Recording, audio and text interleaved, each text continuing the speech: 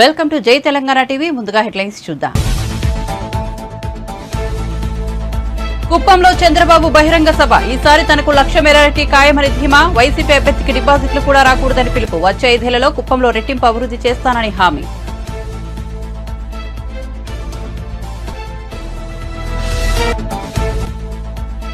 రుణమాఫీపై ప్రకటన చేయకపోతే లక్షలాది రైతులతో సచివాలయాన్ని ముట్టడిస్తామన్న హరీష్ రావు. పంట రుణాలు తీసుకున్న రైతులకు బ్యాంకుల నుంచి వేధింపులు అధికమయ్యాయని వెల్లడి.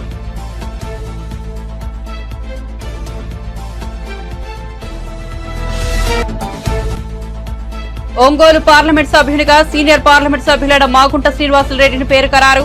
స్వయంగా వెల్లడించిన తనయుడు రాఘవరెడ్డి.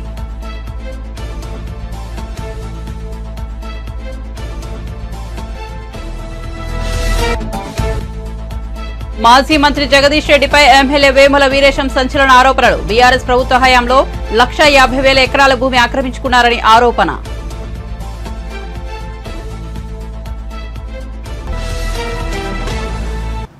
ఇక వార్త వివరాల్లోకి వెళ్తే టీడీపీ అధినేత చంద్రబాబు కుప్పంలో బహిరంగ సభ నిర్వహించారు. ఈ సందర్భంగా ఆయన ప్రసంగిస్తూ కుప్పం ప్రజలు ఈసారి 1,00,000 ఓట్ల మెజార్టీ ఇచ్చేందుకు సిద్దమయ్యారని అన్నారు. కుప్పం ప్రజలను తానెప్పుడు ఇలా అడగలేదని అన్నారు. కానీ ప్రజలే తనకు భారీ మెజార్టీ ఇవ్వాలని నిర్ణయించుకున్నారని హర్షం వ్యక్తం చేశారు. 1,00,000 ఓట్ల మెజార్టీ సాధిస్తారా, నమ్మకమేనా అని చంద్రబాబు కుప్పం ప్రజానీకాన్ని ప్రశ్నించారు. కుప్పంలో వైసీపీ అభ్యర్థికి డిపాజిట్లు కూడా రాకూడదని అన్నారు. రాష్ట్రంలో అతిపెద్ద మెజార్టీ వచ్చే నియోజకవర్గం కుప్పం. అన్ని ఎన్నికల్లో టీడీపీని గెలిపించిన నియోజకవర్గం కుప్పం. సైకిల్కు తప్ప వేరే పార్టీకి ఓటేయని నియోజకవర్గం కుప్పం. ఇది బంగారు కుప్పం అని అభివర్ణించారు.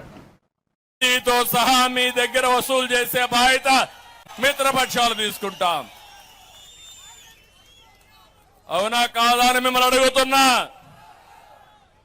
నేను అందుకే మీరు ఒక్కసారి మీరు గుర్తుపెట్టుకోవాలి.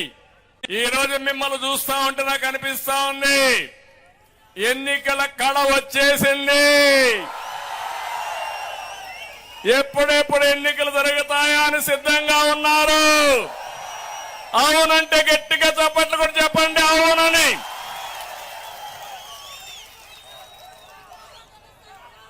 దీనికి కారణం కుప్పం అభివృద్ధికి అడ్డుపడిన వైసీపీ పార్టీకి ఈసారి డిపాజిట్లు వస్తాయని మిమ్మల్ని అడుగుతున్నా.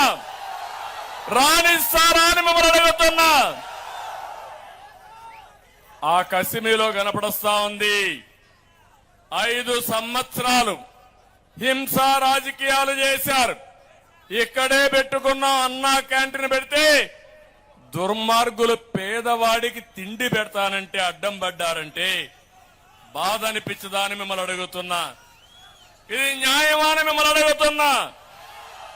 పేదవాడికి అన్నం పెట్టే అన్నా క్యాంటీన్లు రద్దు చేశారంటే వీళ్ళు మనుషుల తమ్ముళ్ళు ఏమమ్మా వీళ్ళు మనుషులమ్మా. అలాంటి దుర్మార్గులు ఇంకో పక్క మీరు చూస్తే కుప్పంలో చిల్లర రాజకీయాలతో కుప్పి గంతలేసే వాళ్ళకందరికీ హెచ్చరిస్తున్నా. నిన్నటి వరకు మీ ఇష్ట ప్రకారం పోలీసులు అడ్డం పెట్టుకున్నారు. మీరు మేము ఒకటే. ఈరోజు మీకు పోలీసులు లేరు, మాకు పోలీసులు లేరు. ఎలక్షన్ కమిషన్ ద్వారా పోలీసులు పనిచేస్తారు. ఏం తమ్ముళ్ళు సిద్ధమా మీరు? ఏమమ్మా ఆడబిడ్డలు సిద్ధమా మీరు? పుంగునూరు నుంచి ఒక అతను వస్తా ఉంటాడు దోపిడీకి ఇక్కడి కప్పం కట్టించుకోవడానికి. కబద్దారు నువ్వు దోచిన డబ్బులన్నీ కక్కిస్తా. ఎక్కువ రోజులు లేదు. అంతేకాకుండా నేను ఒకటే చెప్తున్నా, ఎన్నికలు వచ్చాయి. ఎన్నికలు వస్తే ఎన్ని డ్రామాలు ఆడాలనో అన్ని డ్రామాలు ఆడారు. ఒక విషయం మీరు చూడండి, మన నియోజకవర్గంలో ఎప్పుడైనా సరే హింసా రాజకీయాలు ఉన్నాయా? రౌడీజం ఉందా? ఎక్కడన్నా కానీ దోపిడీ ఉందా ఎప్పుడైనా? అలాంటి నియోజకవర్గంలో 5 ఏళ్లుగా ఎక్కడికక్కడ దోపిడీ. మాజీ ముఖ్యమంత్రిగా ప్రతిపక్ష నాయకుడిగా ఈ నియోజకవర్గానికి వస్తే రానీకుండా చేశారా లేదా తమ్ముళ్ళు ఆడబిడ్డలను అడుగుతున్నా.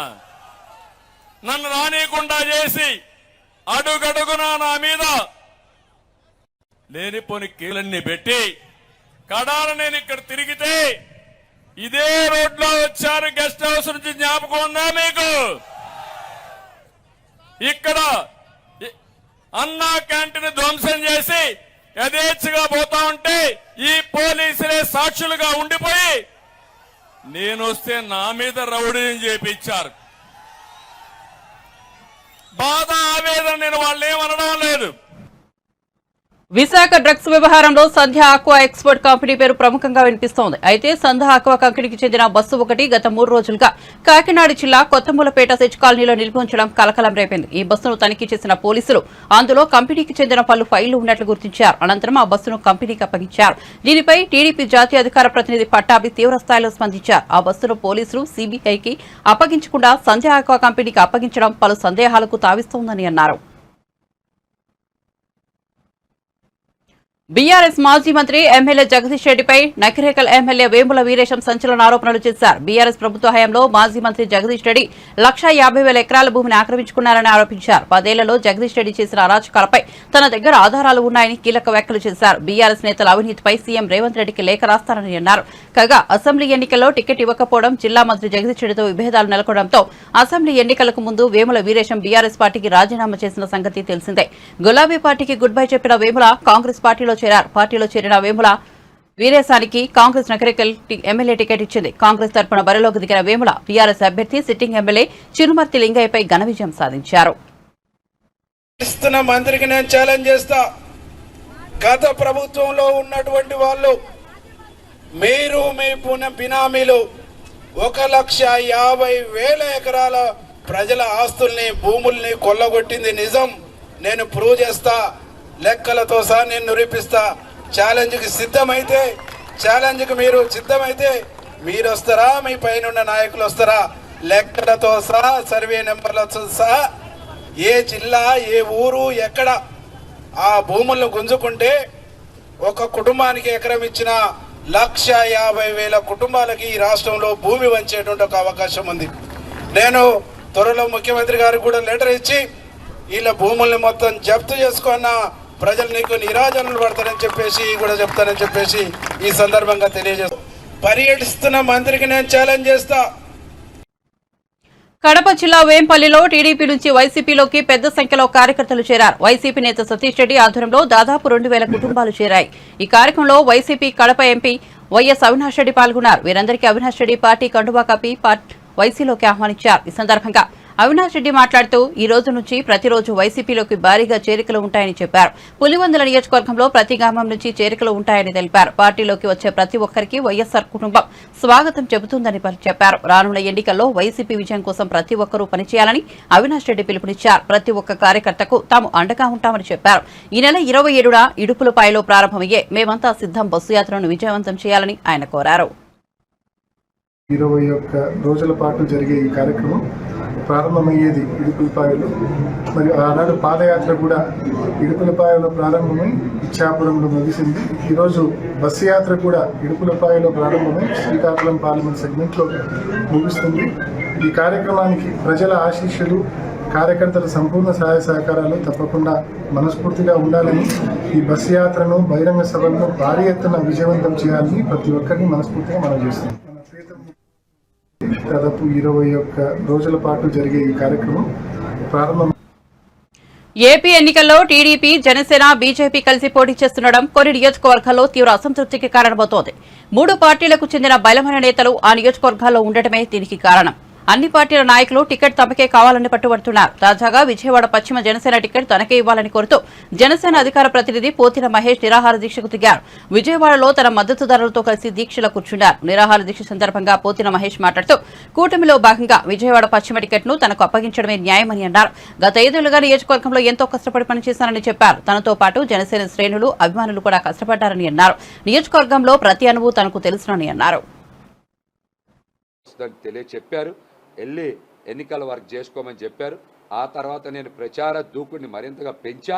పంజా సెంటర్ కార్యాలయం, చిట్టినగర్, భవానీపురం లాంటి ఎన్నికల ప్రచార కార్యాలయాన్ని సిద్ధం చేశా. పవన్ కళ్యాణ్ గారు చెప్పారు 2వ జాబితాలో నీ పేరు వస్తుందని హామీ ఇచ్చిన తర్వాత కదా ప్రచార దూకుడు ఇంకా పెంచా. హామీ ఇచ్చారు. 3 రోజుల కిందట కూడా పవన్ కళ్యాణ్ గారిని కలిసా పార్టీ కార్యాలయంలో. మహేష్ ఇంకా ప్రయత్నం చేస్తూ ఉన్నాం. ఖచ్చితంగా న్యాయం చేసే దిశగా నా కృషి నేను చేస్తానని మాట్లాడారు. పశ్చిమ సీటును పోతున్న మహేష్ గారికి పవన్ కళ్యాణ్ గారు ఫిబ్రవరి 25 తర్వాత నన్ను స్వయంగా హైదరాబాద్ పిలిపించారు. వారి ఇంట్లో కూర్చున్నాం, వారితో మాట్లాడా. రెండో జాబితాలో నీ పేరు వస్తుందని తెలియచెప్పారు. వెళ్ళి ఎన్నికల వర్క్ చేసుకోమని చెప్పారు. ఆ తర్వాత నేను ప్రచార దూకుడిని మరింతగా పెంచా. పంజాబ్ సెంటర్ కార్యాలయం, చిట్టినగర్, భవానీపురం లాంటి ఎన్నికల ప్రచార కార్యాలయాన్ని సిద్ధం చేశా. పవన్ కళ్యాణ్ గారు చెప్పారు రెండో జాబితాలో నీ పేరు వస్తుందని హామీ ఇచ్చిన తర్వాత కదా ప్రచార దూకుడు ఇంకా పెంచా. హామీ ఇచ్చారు. 3 రోజుల కిందట కూడా పవన్ కళ్యాణ్ గారిని కలిసా పార్టీ కార్యాలయంలో. మహేష్ ఇంకా ప్రయత్నం చేస్తూ ఉన్నాం, ఖచ్చితంగా న్యాయం చేసే దిశగా నా కృషి నేను చేస్తానని మాట్లాడారు.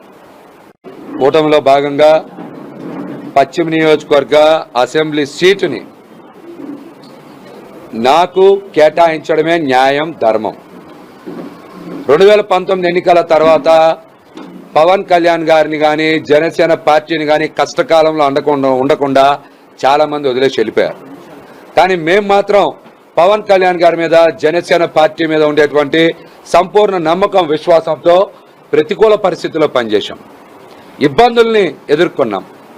ఆర్థికంగా చాలా పెద్ద ఎత్తున మేమందరం కూడా మా శక్తి వంచన లేకుండా పార్టీ అభివృద్ధి కోసం మేము కూడా మా స్థాయికి మించి నాతో పాటు చాలామంది నాయకులు ఖర్చు చేశారు పార్టీ పునాదులు వేయడానికి, పార్టీని రాజధాని ప్రాంతంలో నిర్మాణం చేయడానికి, పార్టీ జెండాని రాజధాని ప్రాంతంలో రెపరెపలాడించడానికి నాతో పాటు చాలామంది కష్టపడ్డారు. మేము కూడా పవన్ కళ్యాణ్ గారికి ఒకటే విజ్ఞప్తి చేస్తూ ఉన్నాం. కూటమిలో పశ్చిమ నియోజకవర్గ సీటుని పోతిన మహేష్కి ఇస్తే కష్టానికి, విధేయతకి గుర్తింపించినట్టు, స్థానిక వ్యక్తికి గుర్తింపించినట్టు నేను అందరి వాడిని అని చెప్తాను. మీరు చూసుకోవచ్చు, హిందువులు, ముస్లింలు, క్రిస్టియన్స్, జైన్స్, వ్యాపారస్తులు అన్ని వర్గాల ప్రజలతో 5 సంవత్సరాలుగా మమేకమయ్యాం. పశ్చిమ నియోజకవర్గంలో అణువుని, అడుగుని మేము వెళ్ళి అందరినీ కలిశాం. మరి మేము లక్షల మంది ప్రజల్ని ఇంటింటికి వెళ్ళి కలిశాం. ప్రజాశాంతి పార్టీ తెలంగాణ రాష్ట్ర అధ్యక్షుడిగా బాబు మోహన్ నియమిస్తున్నట్లు ఆ పార్టీ అధినేత కేఏ పాల్ ప్రకటించారు. అమీర్పేటలోని ప్రజాశాంతి పార్టీ కార్యాలయంలో ఏర్పాటు చేసిన మీడియా సమావేశంలో ఆయన మాట్లాడుతూ తెలంగాణలోని అన్ని పార్లమెంట్ నియోజకవర్గాల్లో తమ పార్టీ అభ్యర్థులు పోటీలో ఉంటారని వెల్లడించారు.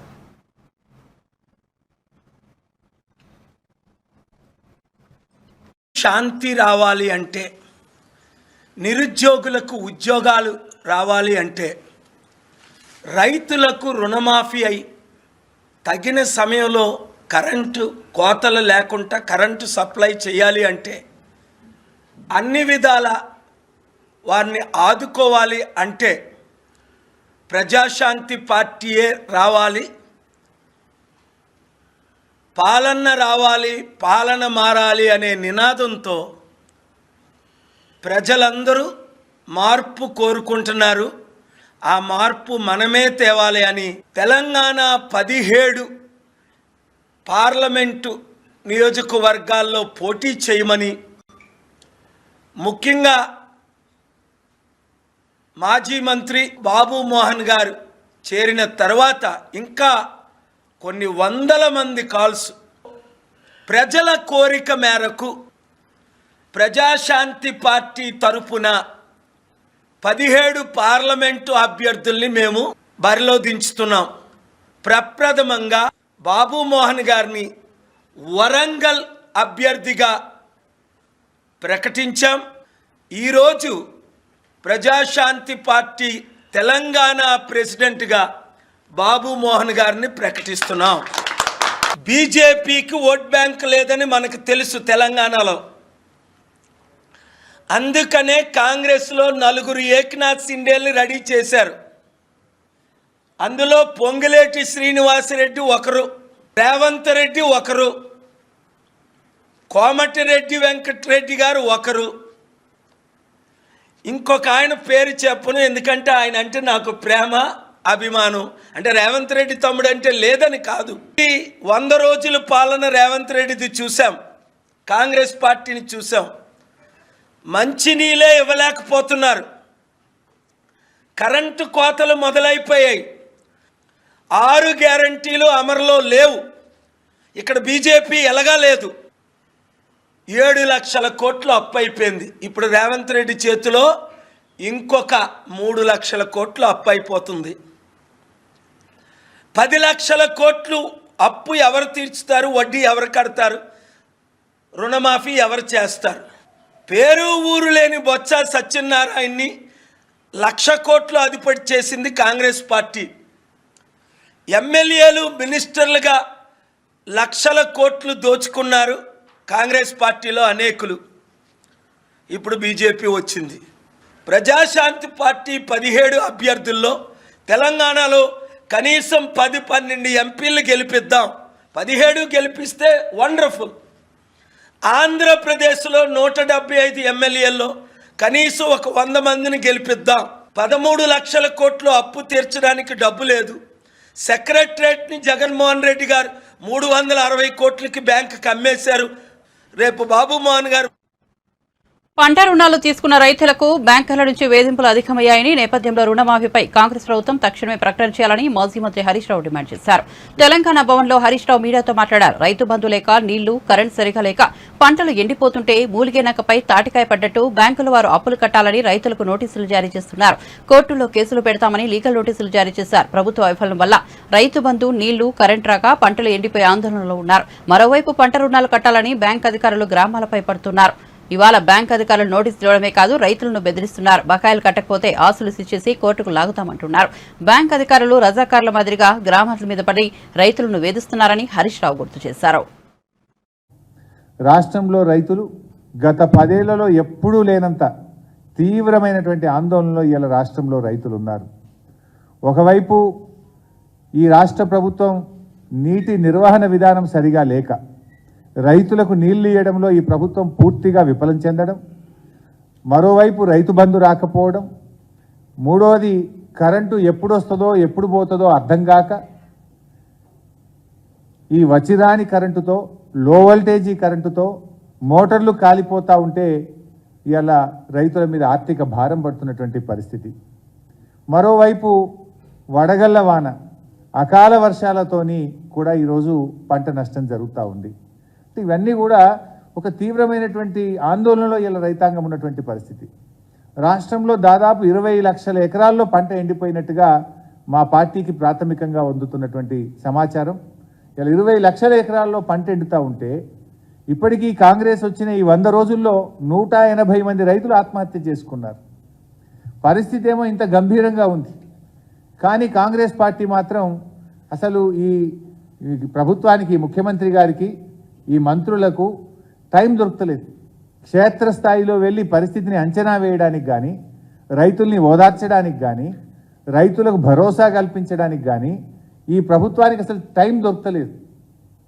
ఇతర పార్టీల మీద, చేరికల మీద వీళ్ళకి దృష్టి పెడతా ఉన్నారు తప్ప, కానీ వీళ్ళు ఈ రాష్ట్రంలో 180 మంది రైతులు ఆత్మహత్య చేసుకొని పరిస్థితి ఇంత ఆందోళనగా ఉంటే కనీసం అసలు ఆలోచిస్తున్నటువంటి పరిస్థితి లేదు. ఒక అధికారుల బృందాన్నైనా పంపించిండ్రా? ఒక రాష్ట్ర ప్రభుత్వము జిల్లా కలెక్టర్లకో, ఆర్డీఓలకో, వ్యవసాయ శాఖ అధికారులకో, రాష్ట్ర స్థాయి నుంచి అధికారుల బృందాన్ని పంపించి పరిస్థితిని సమీక్షించడం కానీ, రైతులకు ఒక భరోసా కల్పించడం కానీ ఈ ప్రభుత్వం చేయడం లేదు.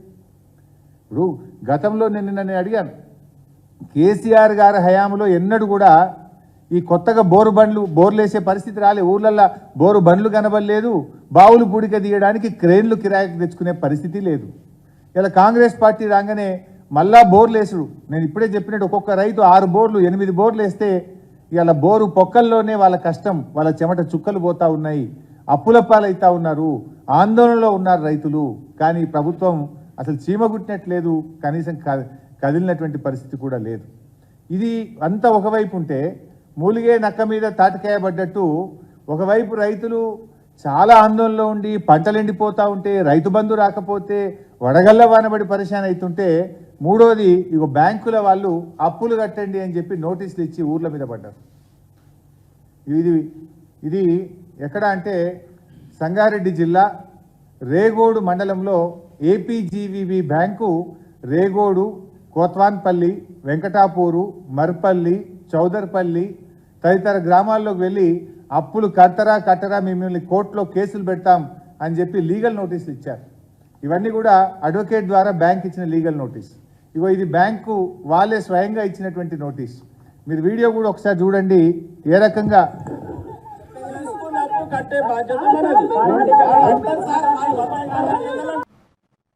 ఒంగోలు పార్లమెంట్ స్థానంలో తెలుగుదేశం పార్టీ వ్యూహం మార్చినట్లుగా తెలుస్తోంది.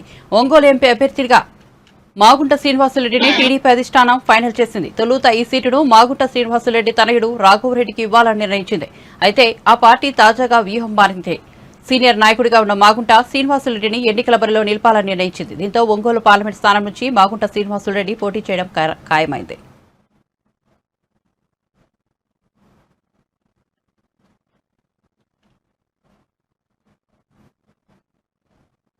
పల్నాడు జిల్లా సత్తెనపల్లి సుగాలి కాలనీలో జరిగిన హోలీ సంబరాల్లో మంత్రి అంబటి రాంబాబు పాల్గొన్నారు. హోలీ సందర్భంగా ఏర్పాటు చేసిన ఉట్టి కొట్టారు. అనంతరం జరిగిన గిరిజన మహిళలతో కలిసి స్టెప్పులేశారు.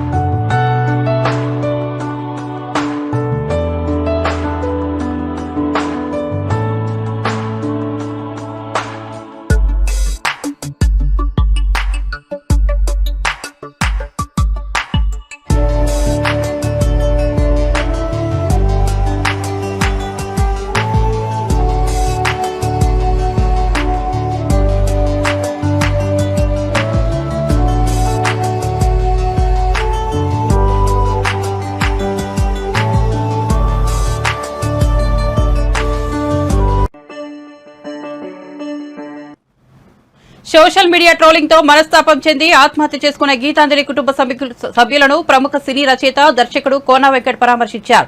గీతాంజలి కుటుంబ సభ్యులను 50,000 ఆర్థిక సాయాన్ని అందించారు. ఎప్పుడు ఏం అవసరం వచ్చినా తనకు చేయమని చెప్పారు. ఆయన మాట్లాడుతూ సోషల్ మీడియా శాడిజానికి గీతాంజలి బలైందని ఆవేదన వ్యక్తం చేశారు. ఒక పవిత్ర ఆత్మను ట్రోలింగ్ తో చంపేశారని అన్నారు. సోషల్ మీడియాలో సైకోయిజానికి తాను కూడా బాధితుడేనని అన్నారు కోన వెంకట్. ఈ వేధింపులకు చెక్ పెట్టాల్సిన సమయం వచ్చిందన్నారు. వీటిని అడ్డుకునేందుకు వీలైతే కొత్త చట్టాలను తేవాలని కోరారు. ప్రభుత్వం చేస్తున్న మంచిని చెప్పుకుంటే ట్రోల్స్ చేస్తున్నారని జనాన్ని భయపెడుతున్నారని పేర్కొన్నారు.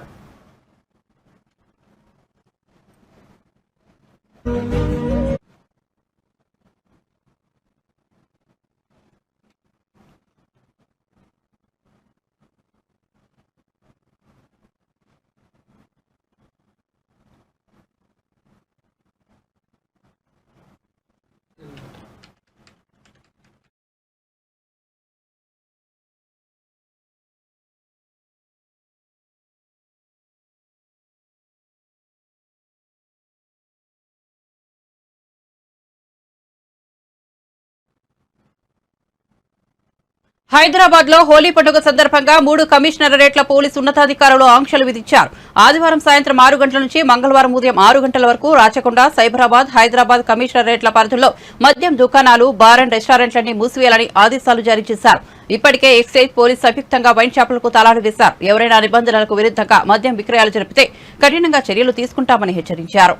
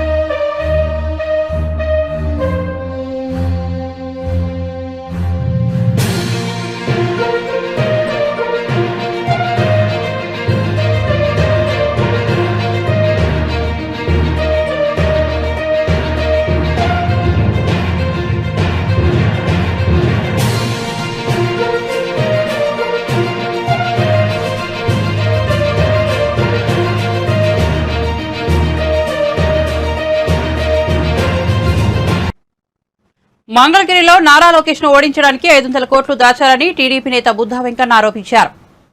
లోకేష్ ను ఓడించడానికి ఒక్కో సీటుకు 30,000 పంచేందుకు సిద్దమయ్యారని విమర్శించారు. లోకేష్ అంటే వైసీపీ ప్రభుత్వానికి భయమని, అందుకే ఆయన వాహనాన్ని అడుగడుగునా తనిఖీ చేస్తున్నారని దుయ్యబట్టారు. పోలీస్ ఎస్కార్ట్ తో సాక్షి వాహనాల్లో రాష్ట్రమంతటా డబ్బును పంపిణీ చేస్తున్నారని చెప్పారు. ప్రజల నుంచి దోచుకున్న డబ్బును ఇప్పుడు జగన్ పంచుతున్నారని అన్నారు. వైసీపీ వాళ్ళు ఇచ్చిన డబ్బును తీసుకుని ఓటు మాత్రం టీడీపీకి వేయాలని కోరారు. ఎన్నికల కోడ్ వచ్చినా పోలీస్ శాఖ భయం లేకుండా వైసీపీకి సపోర్ట్ చేస్తుందని బుద్ధా మండిపడ్డారు. డీజీపీని తప్పించాలని కోరుతూ కేంద్ర ఎన్నికల సంఘానికి లేఖ రాస్తామని చెప్పారు. ఒంటిమిట్ట సుబ్బారావు కుటుంబానికి జరిగిన అన్యాయం వెనుకున్న వారిపై 24 గంటల్లో పోలీసులు చర్యలు తీసుకోవాలని డిమాండ్ చేశారు.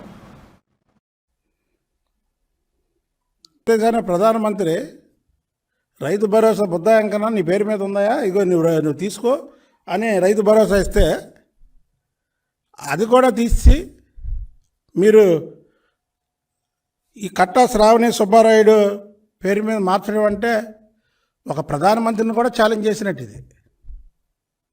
ఇదేదో నేను రాజకీయం గురించి చెప్పట్లేదు, దీన్ని చాలా సీరియస్గా తీసుకుంటాము. వెంటనే 24 గంటల్లో కానీ దోషుల్ని కానీ పట్టుకోకపోతే, అరెస్ట్ చేయకపోతే రాజేంద్రనాథ్ రెడ్డిని విధుల నుంచి తొలగించాలని నేను ప్రధానమంత్రికి ఒంటిమిట్ట వెళ్ళి వాళ్ళ కుటుంబాన్ని పరామర్శిస్తా. అక్కడ జరిగినటువంటి అన్యాయాన్ని అక్కడే జగన్మోహన్ రెడ్డి పులివెందల్లో ఉన్నటువంటి వాళ్ళ ఇంటికాడికి వినబడేలాగా, జగన్మోహన్ రెడ్డి ముద్దునిద్దరు లేపేలాగా రాజేంద్రనాథ్ రెడ్డిని విధుల నుంచి తొలగించే వరకు కూడా పోరాటం చేస్తానని తెలియజేస్తున్నాను.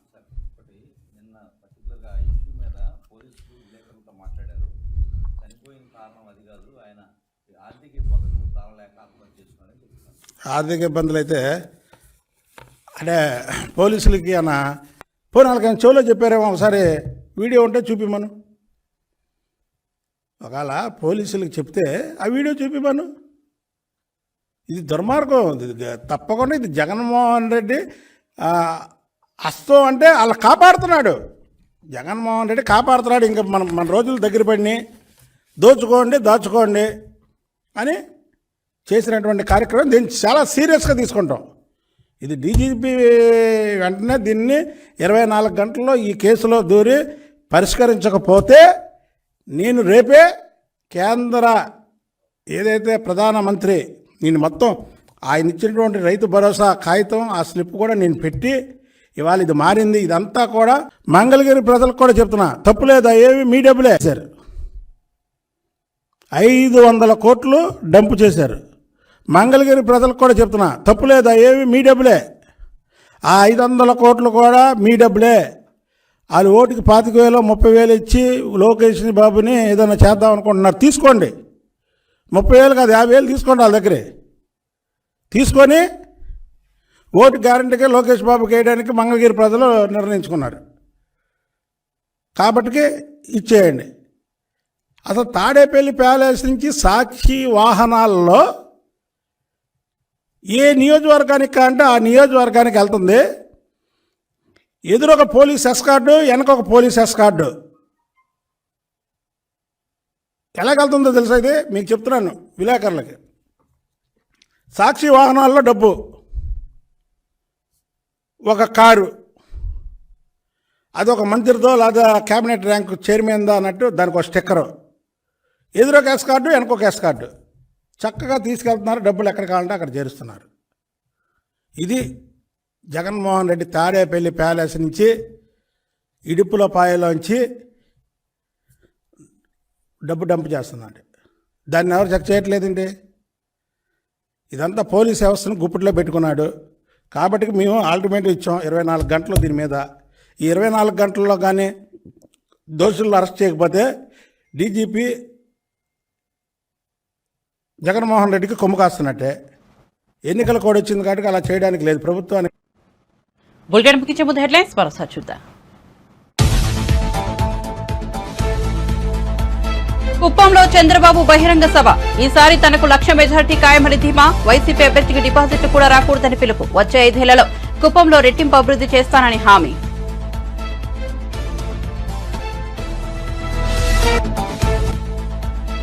రుణమాఫీపై ప్రకటన చేయకపోతే లక్షలాది రైతులతో సచివాలయాన్ని ముట్టడిస్తామన్న హరీష్ రావు.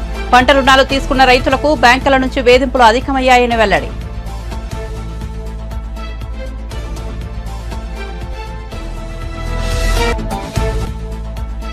ఒంగోలు పార్లమెంట్ సభ్యునిగా సీనియర్ పార్లగుంట సభ్యులైన మాగుంట శ్రీనివాసరెడ్డి పేరు ఖరారు. స్వయంగా వెల్లడించిన తనయుడు రాఘవరెడ్డి.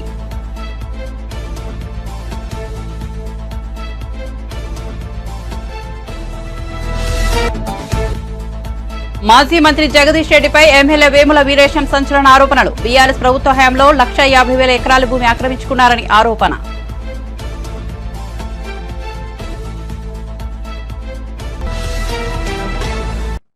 మరిన్ని అప్డేట్స్ కోసం చూస్తూనే ఉండండి జై తెలంగాణ టీవీ.